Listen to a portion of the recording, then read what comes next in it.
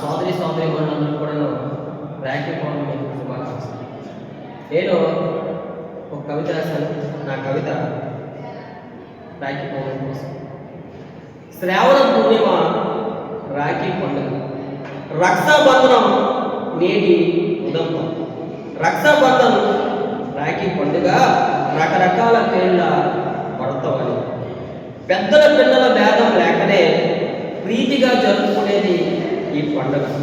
రకరకాల రాఖీల నుంచి పలు రకరకాల మిఠాయిలు ఎన్నో చేసి అక్క చెల్లెలందరికీ కలిసి అన్నదమ్ముల చేతుగా కట్టగా పల్లెములో కొబ్బరి బండం, పల్లెములో కుంకుమ తడి తిరకం, పల్లెములో వెలిగే ఒక శుభదీపం, పల్లెములో అక్షిత సమూహం, ఆ వదనములో సమదరహాసం, ఆ కన్నులలో మెరుపు ప్రకాశం, ఆ చేతుల్లో రక్ష విశేషం, ఆ మనసులో రక్షిత భావం, అన్నీ కలగలుపుగా కలిసి అన్న తమ్ముళ్ళ కూర్చుండ చేసి నుదుటిన చక్కని తిలకము దిద్ది, నూరెళ్లకు అక్షింతలను దిద్ది, కుడి చేతికి రక్షన్నటగా గట్టి కుల మతాలకు అతీతంగా నిలిచి నోటికి తీపి పదార్థం అందించి నోటికి ఇవ్వగా ఎంతో సంతోషించి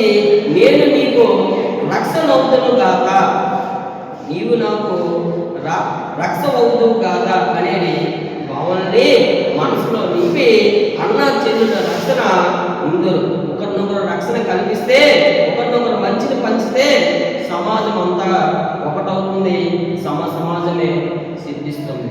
ధన్యవాదాలు.